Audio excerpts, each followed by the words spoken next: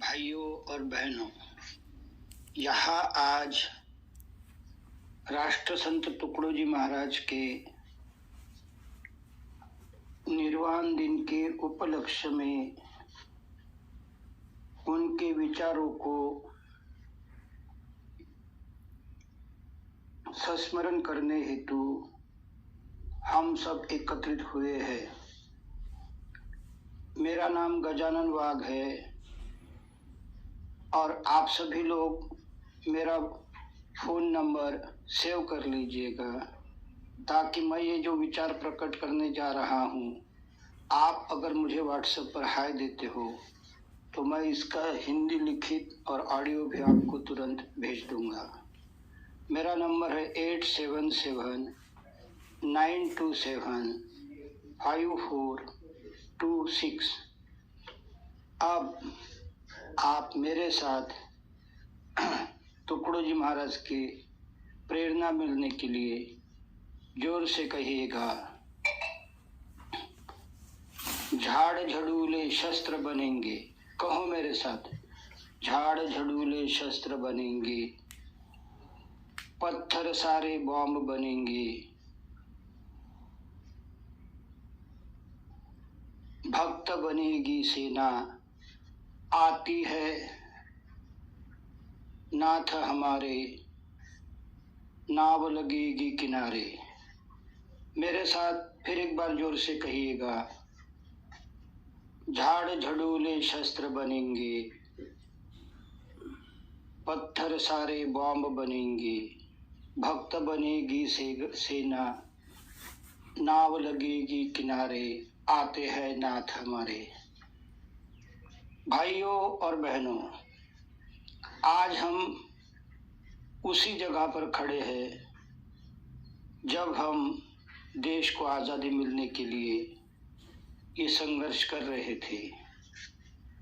तो इसलिए मेरे साथ जोर से कहिएगा, भारत माता की जय, वंदे मातरम।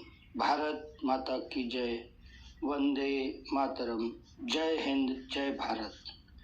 आप कहेंगे भाई हमें तो स्वतंत्र मिला है, 75 साल हुए हैं, अब कौन सी हमें आज़ादी की ज़रूरत है। तो हमें ज़रूरत है, सिर्फ ये जो लड़ाई है हमारे मानस के ऊपर आधारित है, क्योंकि हमें लगा कि हमें स्वातंत्र्य मिला, हमें भौतिक सब कुछ मिला, लेकिन आज हम देखते हैं हमारी सामाजिक परिस्थितियां ही हमारी बहुत बड़ी शत्रु बन गई है। और मैं जो भी कह रहा हूँ प्रमाण के साथ कह रहा हूँ। ये तो आज डिजिटल एरा है तो हर बात हमारे पास एक पुरावा है, सबूत है। तो आओ भाई और बहनों, हम जब इन बड़े लोगों को सुनते हैं कि हमें 15 अगस्त 2047 तक महासत्ता बनना है, हमें देश में जग में एक बड़ी शक्ति बन के उभर आना है, तो ये तो अच्छा है, देश के स्तर पर हो रहा है, लेकिन हमारे निजी स्तर पर क्या हो रहा है। आज अगर हम 1970 की बात करें तो हम देखते थे कि भांजे को, भतीजे को, अपने पुतना को सामाजिक बांधिल के स्तर पर हमारे समाज में उन्हें अच्छा संगोपन किया जाता था, उनकी देखरेख की जाती थी। आज हमारी सामाजिक परिस्थिति इतनी बिगड़ गई है कि जिसका हम सोच भी नहीं सकते। मैं यहाँ स्टेप बाय स्टेप हमें समाज परिवर्तन के जो लक्ष्य बनाने हैं उन्हें प्रमाण के साथ आपके सामने रखूँगा। और मुझे उम्मीद है कि आप सभी जो लोग सुन रहे हैं और आपको जिन व्हाट्सएप के द्वारा हजारों लोगों को संदेश भेजेंगे, तो आप सभी पत्रकार बन के ये विचार पूरे भारत तक पहुंचाएंगे, क्योंकि राष्ट्रसंत तो एक महान शक्तियाँ होती है, उन्हें एक नहीं 200 साल के समय का अंदाज होता है। और इसलिए हमारे टुकड़ोजी महाराज ने उसी वक्त जो सभी साहित्य किया है, जो सभी महत्वपूर्ण भाषण दिए हैं, वो हिंदी में है। यह उसका प्रमाण और सबूत है। आओ लोगों, आज मैं नहीं कहता, ये बड़े बड़े ज्ञानी, बड़े बड़े अफसर लोग कहते हैं कि दुर्भाग्यवश आज कोर्ट, फैमिली कोर्ट चिंता का विषय बन गया है। हर जिला फैमिली कोर्ट में 700 से लेकर 1000 तक डाइवोर्स की केसेस पड़े हैं। आज हमारे समाज में जहां 1970 में पुतना, भांजा, भतीजा या कोई अनाथ लड़के को भी, बच्चों को पढ़ा लिखा कर अच्छा होतकरू नागरिक बनाते थे, आज एकल फैमिली की संख्या बढ़ गई है। सारा समाज असुरक्षित है, अस्वस्थ है। बूढ़ों की समस्या तो एक गरीब निर्धन बाप से लेकर तक जिनके पास हजारों करोड़ रुपए की इंडस्ट्री थी, उनको भी आज हम रास्ते पर पड़े हुए देख रहे हैं। तो इसलिए हमें ये लड़ाई, हमारे सामाजिक स्वतंत्रता की लड़ाई लड़नी है और उसके माध्यम से हमें एक बलशाली भारत करना है। हमने क्या किया स्वतंत्रता के बाद, और खासकर 1970 के बाद एक स्पर्धा के द्वारा, एक कंपटीशन के द्वारा एक ऐसी शिक्षा की होड़ तैयार की कि जिसमें आत्म केंद्रित विद्यार्थी बाहर पड़े, जो सिर्फ स्वयं को देखे, कानून को देखे, नियम को देखे, उसके अलावा उसे कोई भी सेंसेशन ना हो।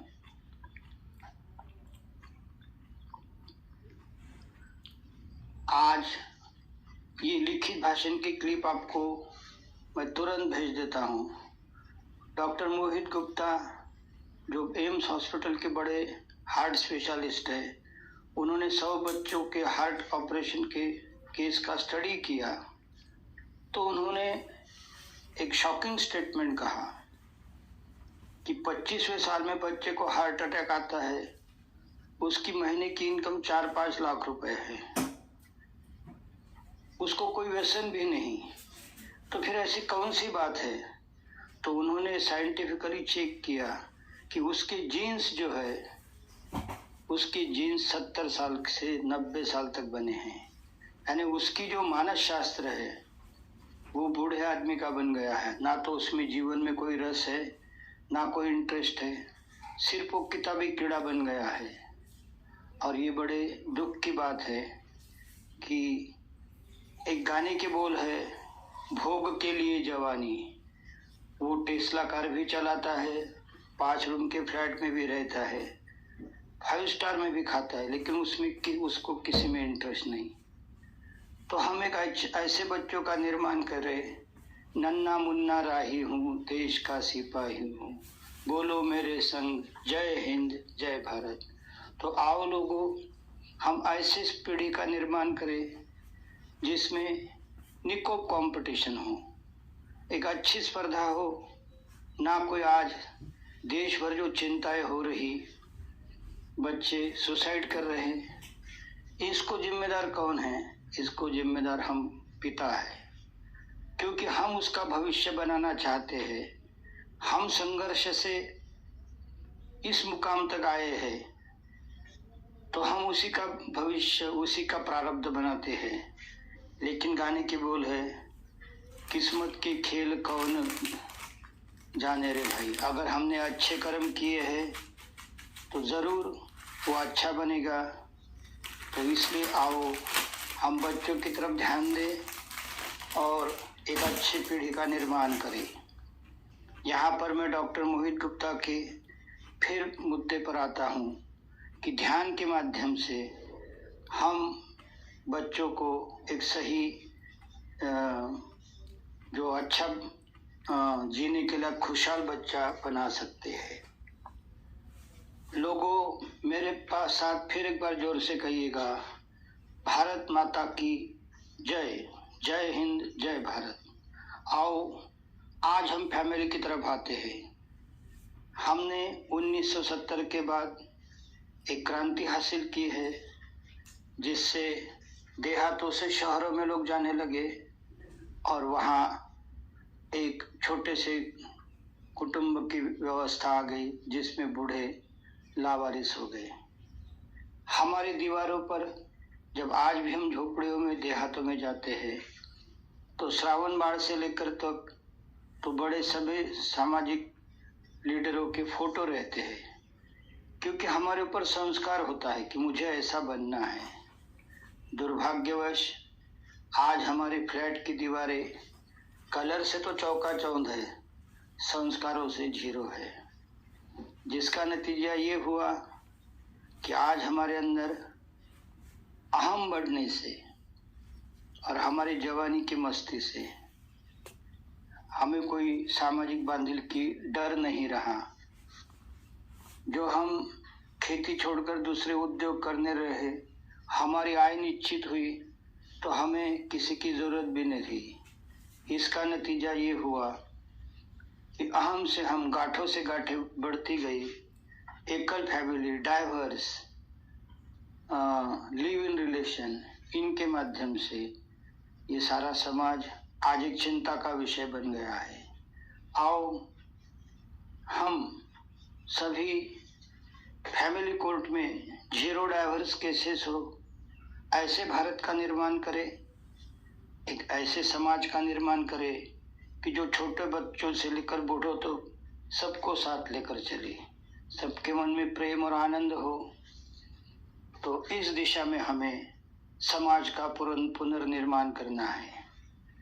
मेरे प्यारे भाइयों और बहनों, आज मैं आपको जो डर है, डर से निकालने जा रहा हूँ।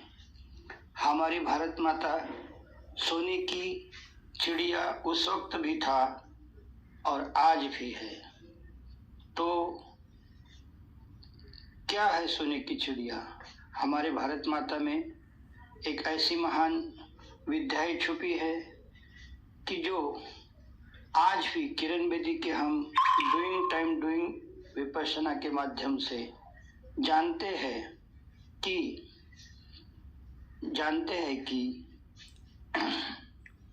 एक खूंखार खूनी कैदी से लेकर वह संत में बदल सकता है।